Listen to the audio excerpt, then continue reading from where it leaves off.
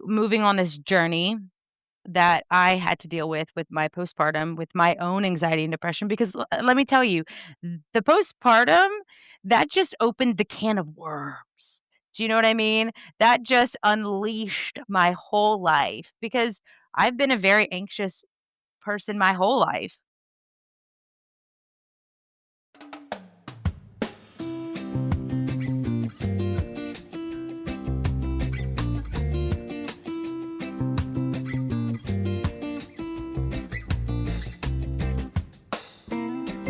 Welcome to The Cultured Therapist, a podcast for the curious and the bold to come together and discuss topics, interests, and experiences of the mental health care field. I'm your host, R.C. Winters, a licensed professional counselor in the state of Louisiana, and I work in the field in private practice. Each episode, I interview a helper from a specific region of the United States that is providing care for others through this work. And we take the time to get to know them and the topics they feel therapists, clients, and the public at large might benefit from hearing more about. With so many topics to choose from, there is bound to be something here for everyone. Today, I introduce you to Jules Fine, the business development representative for Brentwood Behavioral Hospital in Shreveport, Louisiana. In her position, Jules oversees the southern Louisiana region of Lafayette, Baton Rouge, and their surrounding areas, acting as a liaison and marketing connection to mental health field professionals. Originally starting her journey at South Louisiana Community College, Jules then attended and graduated in 2011 from the University of Louisiana at Lafayette with her bachelor's in sociology and a minor in psychology. Jules expressed that she loves working with others and has had a myriad of professions and life encounters that have given her that opportunity, such as at one time being a liquor sales representative and at another getting licensed in cosmetology. Having met Jules at my own practice after she had agreed to present the materials for Brentwood to myself and my fellow counselors, just in the first few moments of meeting her, I knew I met a person for whom mental health care is paramount. And no doubt, in our discussion, I learned almost immediately that Jules has had a number of profound, life-changing experiences that I think will help those who are now experiencing or may have had similar experiences to see themselves in her journey and take that collective sigh of relief in that, no, you are not alone. We attend to her journey through a difficult miscarriage, her later postpartum experience, her anxiety and introduction to coping skills and medication management, challenges with learning, and how her life is reflected, magnified, and bettered as she looks onto the journey of her two children. And somehow, Jules still manages to do an excellent job of giving us a shortened version of Brentwood Hospital's benefits for attendees and how they can stabilize, grow, and heal through its many programs. Now, I would be remiss if I did not express that I have on this podcast an intrinsic distance of responsibility for any commercial entity. I'm acting, in other words, as a deliverer of this information. I, as always, happily invite representatives, but I must express that I'm not a representative of Brentwood, nor am I receiving any payment or benefit thereof for presenting this material. And to further express the Cultured Therapist podcast position, any views, opinions, explanations, and or reviews of any business is the sole discretion and ownership of the presenter. Now that's out of the way, I have to express that I cannot wait for you to hear Jules' amazing story. I am so thankful for her for being candid and vulnerable in the telling of her personal mental health journey. It truly is a testament to her courage and tenacity. Let's jump in. So, I guess we would really have to start from about 10 years ago or 11 years ago when my sister started working for Brentwood and in the position that I am in now. And she loved it. Great. You're in your 20s. I was in my 20s. I didn't think anything was wrong with me. I had just gotten married and, everything's great and wonderful. And then you get pregnant and you're like, yay. Then you have a miscarriage and you're like, oh my God. Well, because of my sister's working in this position, she then helped me find my counselor. She then helped me find my, psychiatrist to help with medication because it was that severe. So she kind of put me onto it, and the love of realizing how much I loved myself, that I wanted to talk about it and dig deep and figure out what was wrong and things like that, and I love that about mental health. I'm not a shy person. I'm not someone that is easily, I can talk about anything and however I feel, so I'm not shy, but when you grow up in the early '90s and things like that, you're no mental health was not, a thing to it wasn't anything that anyone wanted to talk about. So anyway, so she got me into that. She loved it, and then I actually became a liquor sales rep. Loved it. Loved sales, have been doing sales my entire life, and then COVID happened, and then I didn't have my job, and then I so on and so forth. So this past year, she left the job, and I started thinking about it as well, and they had a job opening, and I applied and got the job and have been learning ever since that sales, which I'm really good at, and mental health, which I'm really passionate about, actually became didn't realize it was a dream job until you put those 2 together, especially with the background that I have with sociology and loving that. So, yeah, I mean, kind of how it got going. It makes sense though. There's this line of compassion mixed with curiosity, mixed with Mhm. a sense of I like the human condition, I understand, I've been through these things. Yep. Would you like to tell our listeners a little bit more about your experiences, some of the things you've been through that bring you closer to the mental health as a overarching job?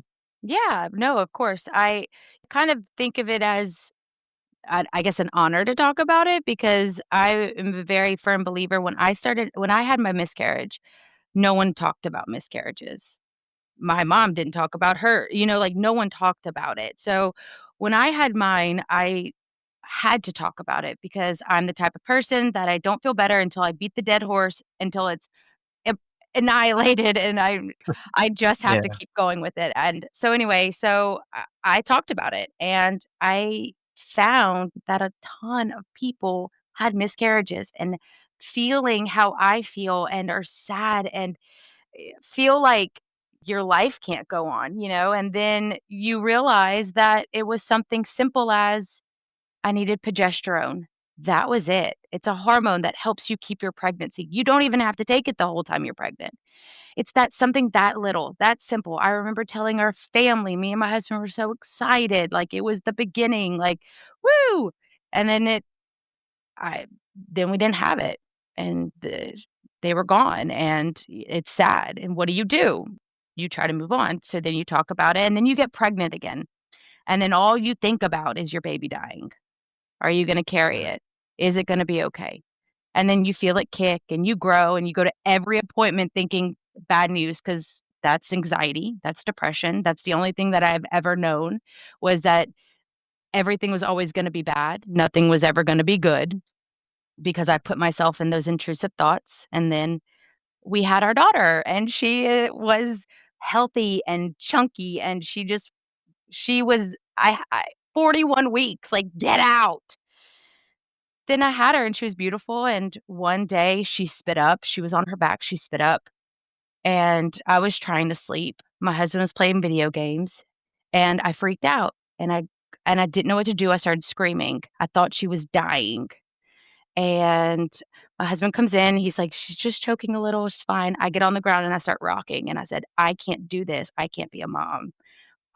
Something is gonna happen so severe to my child." So then after that, I wouldn't sleep for 72 hours at a time because I had to watch my daughter to make sure she wasn't gonna die, you know? I had around the clock. My mother would come in from 2 in the morning till 6 in the morning so I could sleep. My husband would stay up from when he got home from work until 2 in the morning, so my mom, and then I would stay up from it was this round the clock that I you can't live like that, and I lived it. So my sister then looked at me and said, "You need to get help. Like, this isn't okay. This isn't normal. You need help." And I said, "I do need help." So I went and I met my therapist, who I still see to this day, who I love more than anything because huh, you know? Anyway, so I started talking, and I started talking about why I was scared. I got on some medication for my anxiety and depression and, intrusive thoughts and all that stuff, and it was it was better, and I stopped thinking that if I was at a stop sign and another car was at the stop sign that it was gonna hit me and, kill me and my child. Those thoughts weren't there anymore, and I got to talk about why this trauma of a miscarriage on top of this little thing, a child spitting up, that triggered me. No one understands postpartum unless you're in it or unless you're in it, period. But no one thinks it's real because it manifests in so many different ways, and for me, it manifested in my daughter spitting up something triggering that she was gonna die because I already have a dead baby. Yeah. And that sounds awful to say it like that, but I mean, I'm okay now. I mean, it's been my daughter's 8, and 3 months after I had my daughter, oh, guess what? I'm pregnant with our son, and so after that, me and my husband joke all the time, we could have had a million babies, but, we didn't, and then everything was great. My daughter was strong. She's still strong to this day, strong-willed, strong everything, and so but I look at her a lot of times, and I talk about this to my therapist, but I look at her sometimes and I think, "You have to be okay for me to be okay." Does that make sense? And that's a lot of pressure to put on a child. I never tell that to her. I never act upon it, you know what I mean?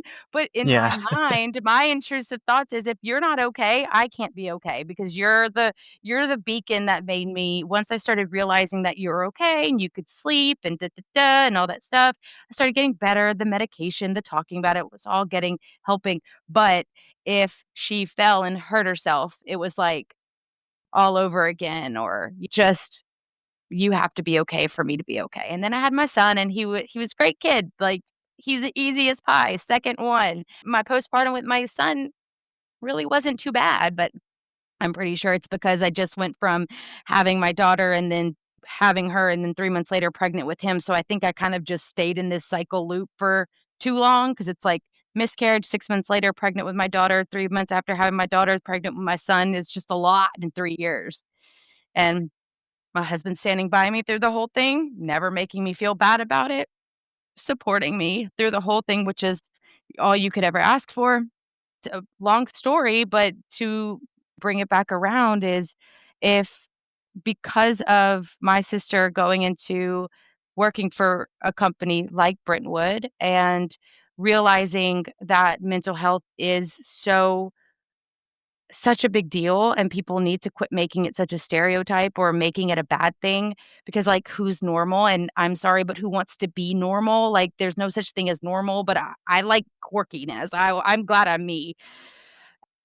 Yeah, I'm It's terrible at being normal. no I don't do it well. I don't wanna do it well, but, like, who wants to be that? I tell my kids all the time, they're like, "Well, they don't look like me. Do you want everyone to look like you? Because I surely don't." Like, I like being, like, my own self and my own me. Like, there's only one of me, and I'm so glad of that, you know? Well, also, the world, I don't think, can take 2 of me. I'm a lot. But, so anyway, because of her getting me into where I needed to be, I then, when the position came open, was stoked because I was like, "Oh my gosh, if I can give back what my sister and my therapists and everything gave to me, if I can give that to 1 person, 2 people, if I can talk to the whole town of Lafayette just on a pedestal that says, 'Just listen, mental health is a big deal, like, let's help everybody feel normal about it.'" I wanted to, so that's kind of in my dream job because I'm really like people and I really like to help. Mhm. So They go together really well, and mhm. the fact that you were able to find this space to exhibit that, I was thinking about the fact also that, like, work for women when they're in mother roles, like, I was wondering about that for you, like, how was that during the postpartum? Were you working? Were you having to do that as well? I was working. I was working for I was a liquor sales rep, and I was working in that industry, and it again, I had a beautiful work family there. They were always so, because it's like you get into a position. I was 9 weeks pregnant, and then 3 months after, I was pregnant again. So I was pregnant almost the majority of me as a liquor sales rep, but everyone was kind and compassionate, but it was hard. I was on my feet a lot. I was walking around. I was hot, and then it's like you come home and you're on this postpartum journey and you feel not like yourself, and so you're not acting like yourself. And to be the most frank, I there's a picture of my daughter, and I can remember the day. I can remember smells of the day. I was having trouble, stressors at work. Everything was just a lot. And I looked at my husband and I was like, I gotta go. And I'm walking out and he's like, "Are you coming back?" And I said, "I don't know. I came back because I love my family, but that's the reality of not feeling like you're the good one." I look at him and he's the most amazing dad. I I'm like, "Who are you? You're the girl that cries all the time. You," and then like, what am I bringing? I'm bringing nothing because my mind's not right. In all case, none of that was true because everyone else looking on the outside knew who I was and knew my struggles and understood that that's where I was going, so they're giving me grace, but I wasn't giving myself grace. I wasn't giving myself anything, but you're supposed to be like this, and you're supposed to be a mom and working too and doing da da da da da, and I'm like, I it's really hard to do all of it, and we Yeah. weren't in a position for me to be a stay-at-home mom. It would have been great, but we weren't because they don't pay they don't pay people like they should for the jobs that they do. So I was out hustling, working at night because, I worked at the bars and testing and things like that. So it was like nighttime, but I kind of took it and I kind of used it more as a let me get out of the house because I want to be out of the house because I don't want to be there. And then now that 7 years later, 8 years later, I can't wait to be home. Can't wait to talk to my daughter and talk to my son and be home with them and let them see where I've come because I they may not remember any of it, but there will be a day where my daughter, if she wants to become a mom, that she'll become pregnant, hopefully, and she'll come and ask me, and I won't lie to her because I wish I had known that. I'm adopted. My sister and I both are adopted. My mom couldn't give us that. She couldn't give us the knowledge of knowing what it was like to have postpartum and things like that. She could give us the knowledge of knowing what it was like not to physically have a child, but she couldn't give us the knowledge because she didn't have postpartum. She didn't know that. And it's not her fault. It just is the fact, just what happened, and I would have loved to have somebody that could have told me that, but also back then, they wouldn't have talked about it anyways. You know what I mean? The wife went nuts and that was it. It's all about, like, not being in control or something like that. Like, Mm. it's taken sort of to you should there's some shoulds in there. Uh-huh. You should be able to handle this, or you should be able to, Yeah, and the you're a thing I always want. mom. Wait, say that again? I said, "You're a mom, you should be able to, jump through hoops and change a diaper." What? Yeah. Well while it's on fire, the hoop and maybe the diaper, yeah, like, yeah. Right? It's so wild, yeah, it's so wild. Yeah, I mean, it's a lot. It's a lot, and it feels like a lot. Now, I can say on top of all of it, I didn't even add any of that though, but, like, on top of it, it's the body images too. Did we even go there? My god, I was oh god, what was my heaviest? I think my heaviest was, like, 230. No, I'm almost 5'7", so kind of equaled out, right? But for someone who kinda grew up in the era of Weight Watchers and Sugar Busters and, all the things, that wasn't okay and that wasn't right. What do you do about it? So it's like on top of all of that with kids, it's so like the first like 4 years of m I can say my daughter's life, but, my son was in it too. He's only 13 months difference. was really hard, even though I was going to therapy and I was candid. I spoke my truth. I told her what was up, even taking my medication, like to up and down, couldn't sleep, couldn't whatever. Now, after all that time, I've really turned a different corner and I love who I am now. Granted, everything kind of is the flow is kind of going and better than it was. The kids are self-sufficient. That helps my mom brain kind of calm down a little. But yeah, I mean, so now it's great, but the work I had to put in it to be now, holy God.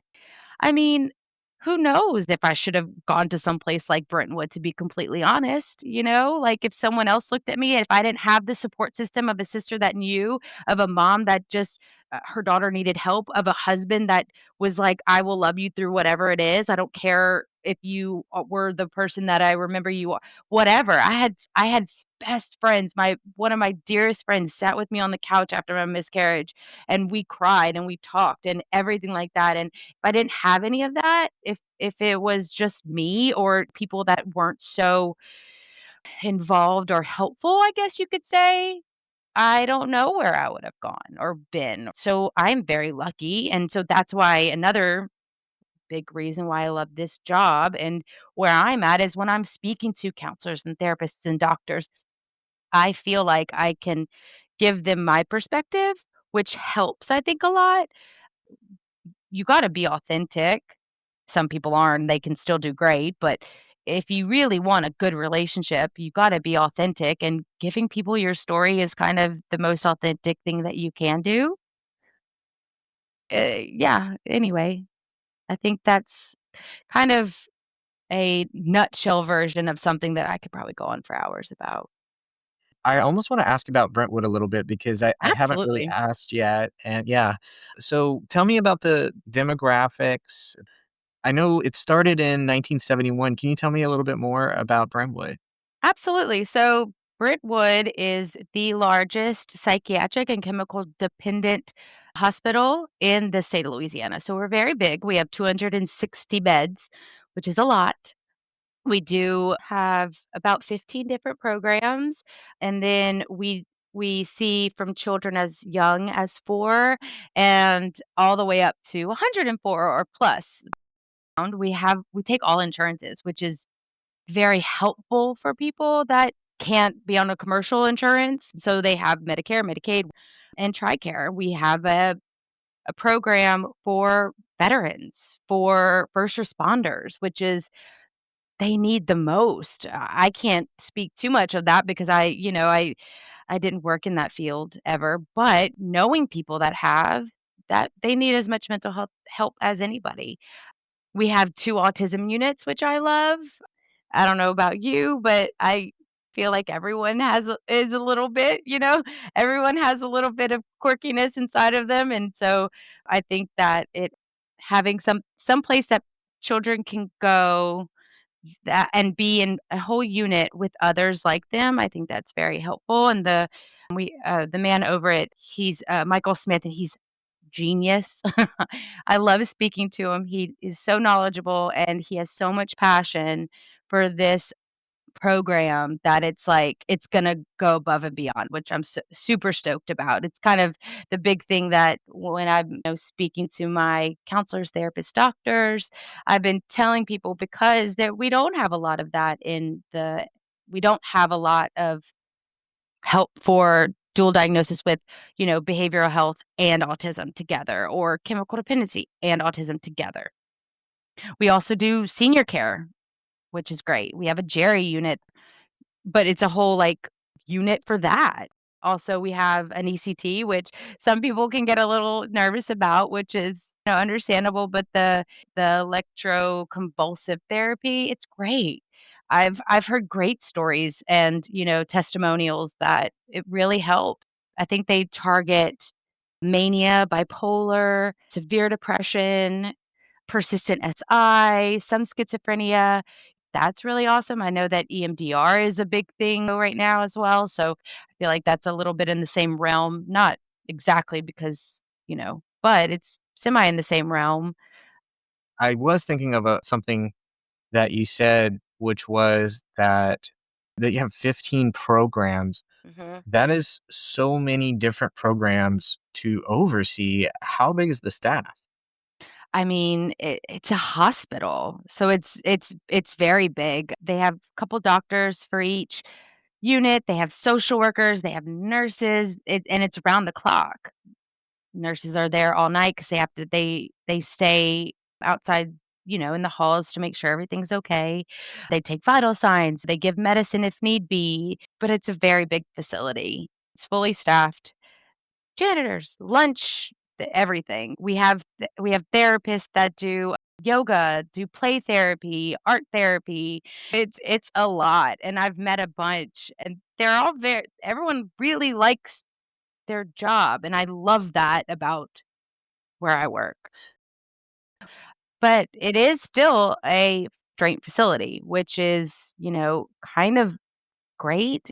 They have a new initiative, which is called Talk More, Touch Less, which they're trying to figure out situations that if they need more, let's talk about what's going on. Let's figure out what's happening instead of just going straight to whatever. I don't even know honestly, but Yeah, um what's the alternative, right? yeah, I'm not 100% positive. I mean, no restraint, so it's not, anything like that, but, like, go outside, fresh air, change the scenery, change the but it's they're really working hard to get that going, which is great.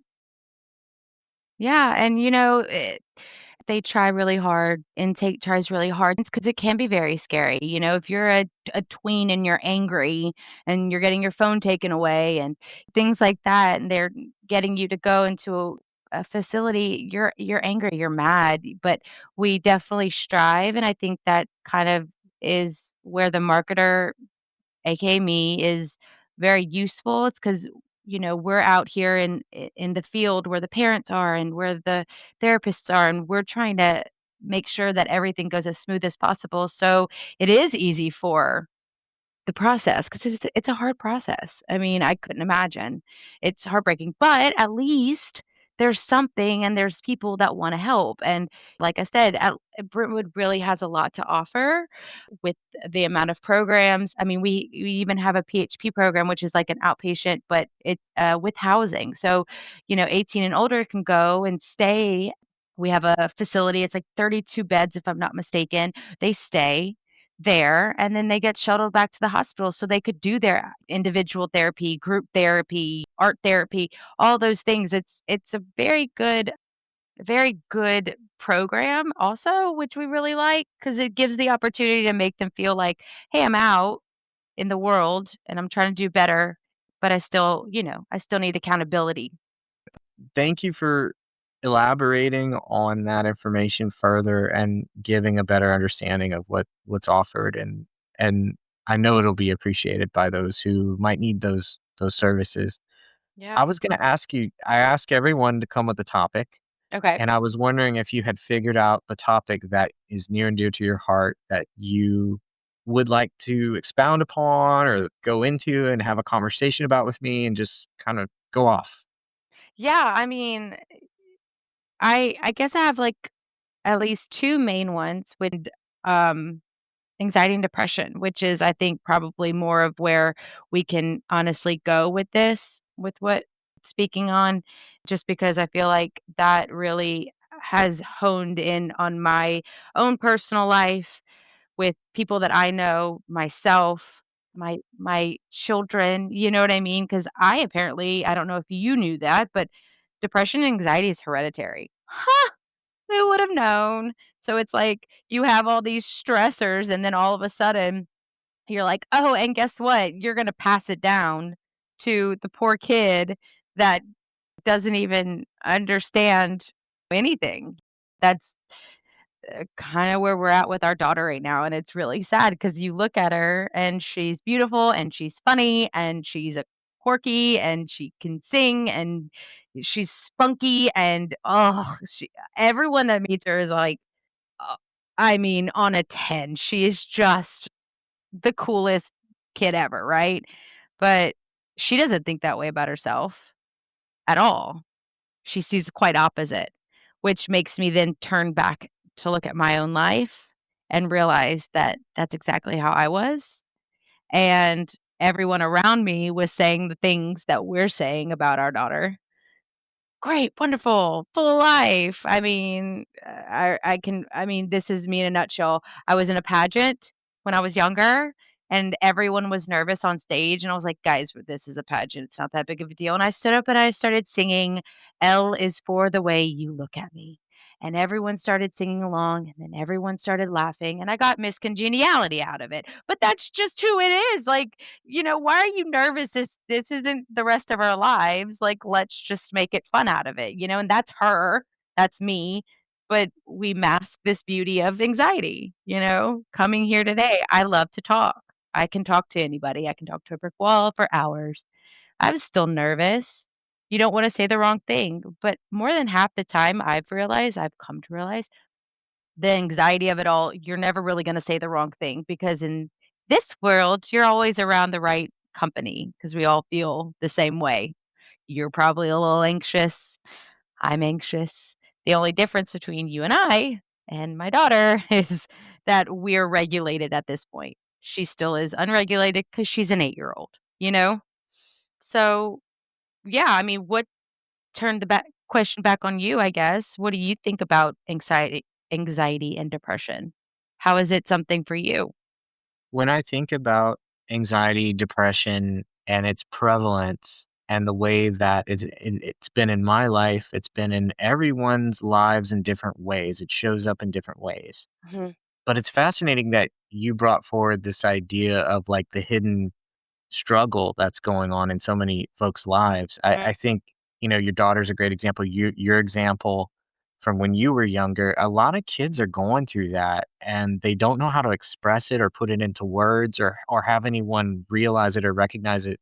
And when I was working with adolescents, I noticed that that was one of the most powerful things was mhm, when words could be brought to the experience of these things. And there's something called emotional granularity, mhm. which is this idea that anxiety and depression, they share a lot of these traits and symptoms. So not everyone's able to really name their emotions to a T because it's really hard. Yeah. Oh, it is hard. Well, and it also it's that's hard, but then it's also hard to even admit, especially youth, that something is wrong or you don't feel right. You don't wanna be wrong, all of those things. And so, moving on this journey that I had to deal with my postpartum, with my own anxiety and depression, because let me tell you, the postpartum, that just opened the can of worms. Do you know what I mean? That just unleashed my whole life because I've been a very anxious person my whole life, literally my whole life, but you're very good at I'm very good at putting on that persona. "Hey, okay, now I have to be on." And through this journey that I've had this past 8 years, I've realized that I don't need it on because I'm very good now at saying, "Hey, I don't want to do that right now because I'm not feeling up for it," or, "Hey, I'm really sorry, but I don't think mentally I can, be around a bunch of people," or, "Yeah, I wanna go and have a good time with all my friends," and then you get there and you're like, "Yeah, see, all of a sudden, I'm not feeling right," and right now, honestly, that's the big thing that I'm trying to teach my daughter is that it's okay to say like, my feeling right now, even if it's against me and my husband, my feeling right now is not okay. I may not be able to explain why, but it's not okay, and then let's talk about it later. Because you eventually can say why you don't feel good. It might not be in that moment, but eventually you can say why you have a little anxious feeling or you might be a little depressed, and it might be hormones for crying out loud. Who knows? But at least you can I don't know about you, but naming it, saying it, and, getting it kind of figured out, at least for me, is extremely helpful.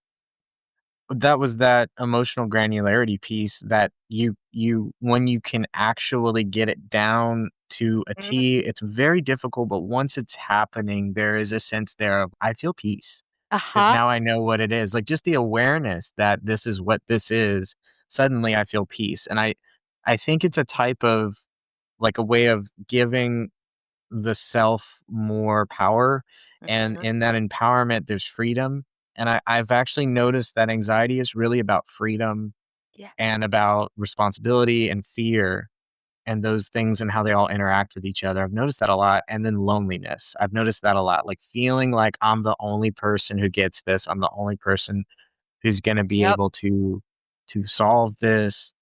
Yep. I mean, nail on the head. Exactly. The feeling of loneliness, especially with depression, anxiety, ADHD, not doing good on tests, absolutely anything, if you don't talk about it, if you don't mention it, like we just said, you feel alone. That for me, the miscarriage, I felt alone because I was the first out of our friends to have kids. I felt alone. I started talking about it, started hearing other people say it, started hearing other people talk about postpartum. I talk about it to this day, and people say the same thing, like, "My daughter had it. She got help. She's doing so much better." If you can't name why you're sad, it's hard to and not even to let it go because honestly, I can forgive. It's hard for me to forget, but I can forgive, but I it's like I remember these things because I don't want them to leave because at least I know the name and why it made me feel that way so I don't do it anymore. Or I don't, put myself in the situation, and I don't know about you, and this might have I might have just 180 myself, but I just remembered I found within the last 8 years with this my mental health journey, I have found that admitting that I'm wrong or saying that I don't know or just being like, I could have said that wrong or admitting that I'm the fault, I have that has made me feel more at peace than a lot of things. I don't know if that's if feeling like I always had to be right or something was part of the anxiety, I don't know. But at this point, I'll just be like, "I was wrong," or agree to disagree. I don't know, maybe being married to my husband, maybe that helped because we're very much like we respect each other's opinion, but if we don't agree, we disagree, and but we were still respect I don't know what it is, but for me, that's a big one, you know? Maybe it's like the piece of having the permission to be wrong and Yeah, saying like, this makes it okay. I am actually taking a conscious step to tell myself internally and alert myself, I'm allowed.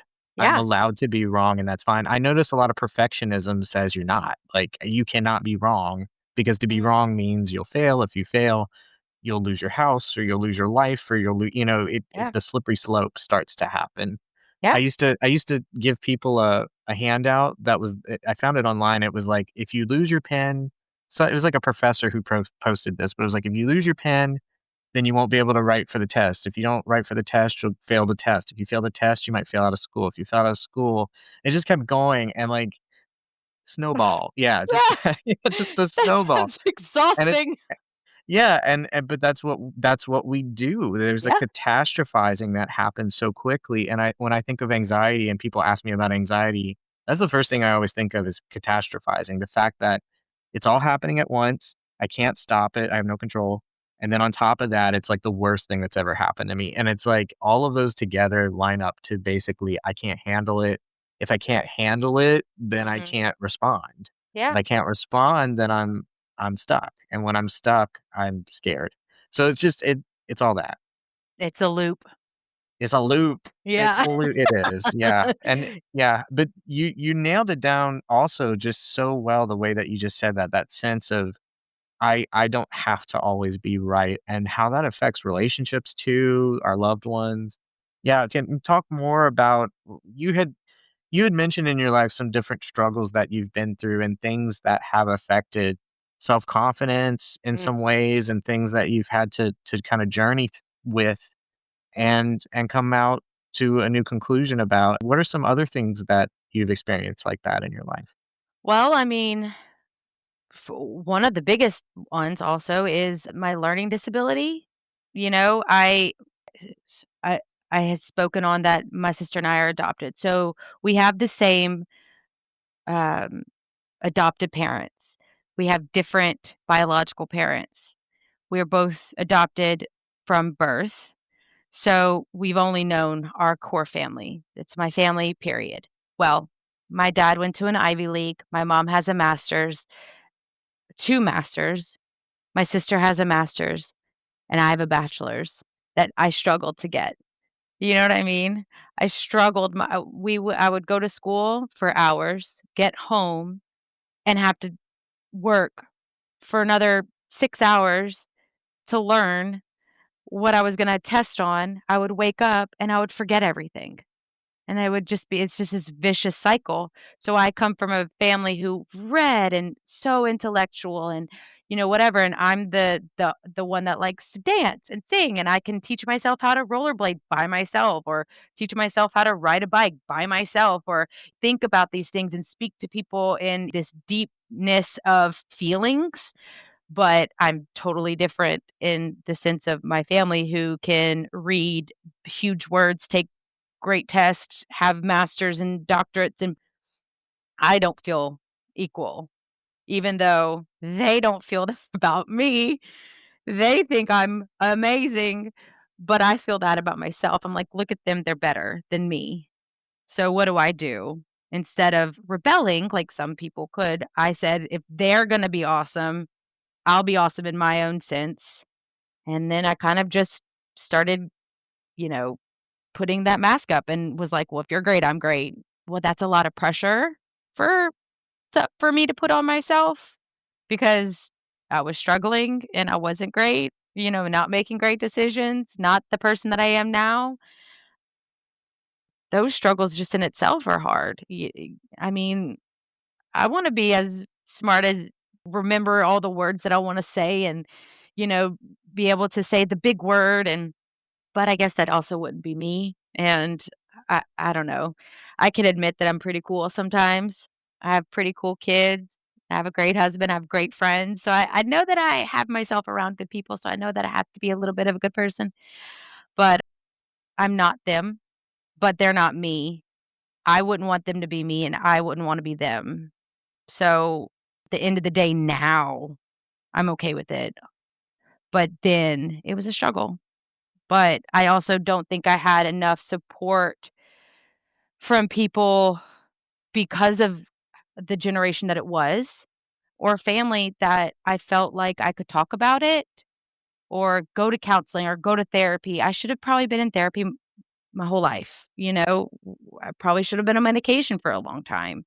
I think I wouldn't have been in relationships that weren't great or put self in situations that weren't great. But I learned from all of them. And guess what I'm doing now? I'm making sure my daughter is not going to make those same, my son's not going to make those same. I'm going to make sure that I tell them, you don't have to have a million best friends to feel like you're worth it. Because you don't. I don't. And I feel like I'm worth it. You don't have to be the star soccer cheerleader, whatever. You're great how you are. You know what I mean? Like, it's the things that I didn't get because of the time, because mental health was not spoken about in good lighting when I was young.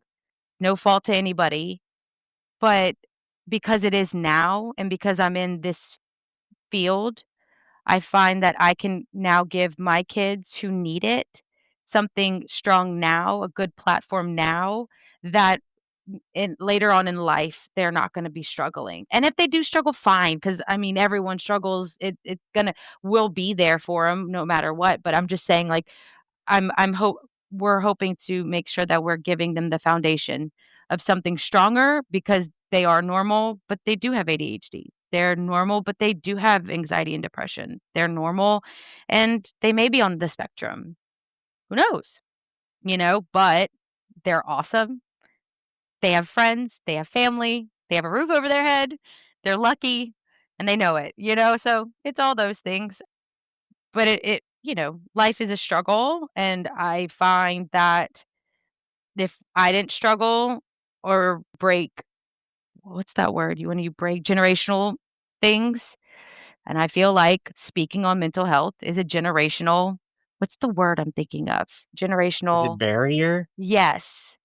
Yeah, because it's like we're breaking that generational barrier of talking about it, of making it a big deal, making it something that is prevalent to life, and so I'm doing that for my kids. I hope that answered. It did. And maybe one day they'll listen to this and they'll go, "Wow, mom really believes in me." I hope so, I really do. My husband and I look at each other daily and we say, even if they get mad at us, because 'cause they're always mad at us, even if they, are fussing or complaining. At the end of the day, we just both hope that when they become adults, they don't say, "Man, why did our parents do this to us?" Instead, they say, "Our parents did this for us." You know what I mean? Because I feel like a lot of our generation say, "Well, they did this because permanent records, and if you don't do this, then you can't do that." And it's always this pressure, pressure, pressure if you're not this certain way, and I don't we don't want that for our kids. We don't want that for our own lives. I don't know about you, I don't want that for my own life. In the next 5 years from now, I would love to still be in a this job or in a job that's like this, because wherever God puts me, but in a job that's helping and giving me the best resources to tell more of my story and more of making people feel like relatable or it's okay. You had a miscarriage, so did I. Let's talk about it. Because guess what? It's cool to talk about it. You had a learning disabilities? Oh, great, so did I. Or you didn't have disabilities? Well, what were your struggles? Okay, I can empathize with you because I had my struggles. And it's okay that we had struggles, period. And I don't know, I feel a lot better as an adult now. Going into my 40s, I've never felt better, but wow, did it take a lot to get here, and I don't want that for everyone coming up from there. I don't want the youth. So, even if I'm one person, can make some kind of impact on youngers to realize that let's talk about it now, and then so maybe we're not feeling like we finally got it when we're hitting our 40s.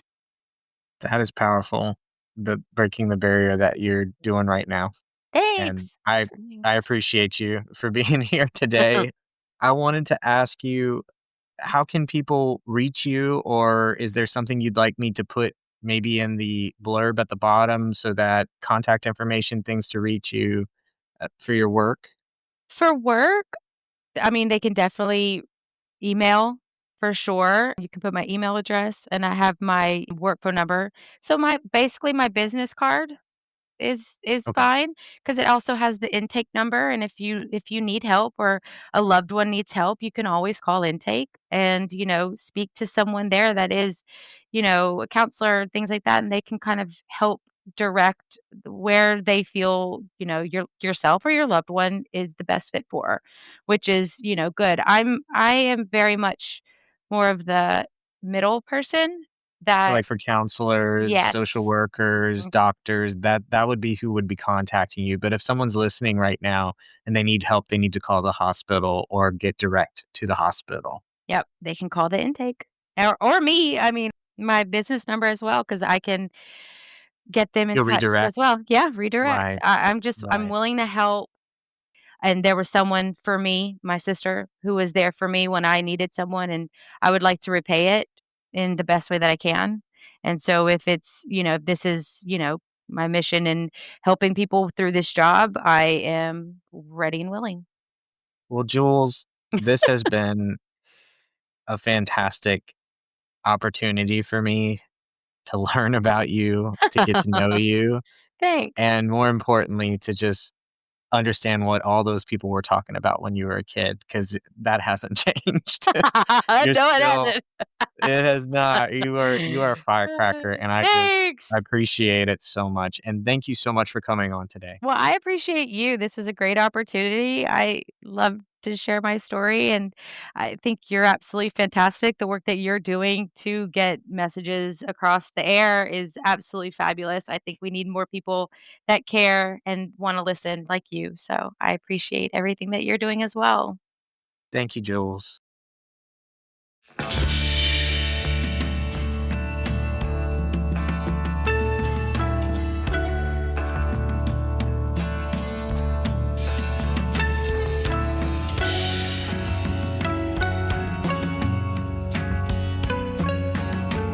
The Cultured Therapist is created, voiced, and edited by R.C. Winters, a licensed professional counselor in the state of Louisiana. It is meant as a tool both in an educational as well as advertising capacity for therapists and those in the mental health field to let future clients, current clients, others in the field, and the general public onto their experiences and interests.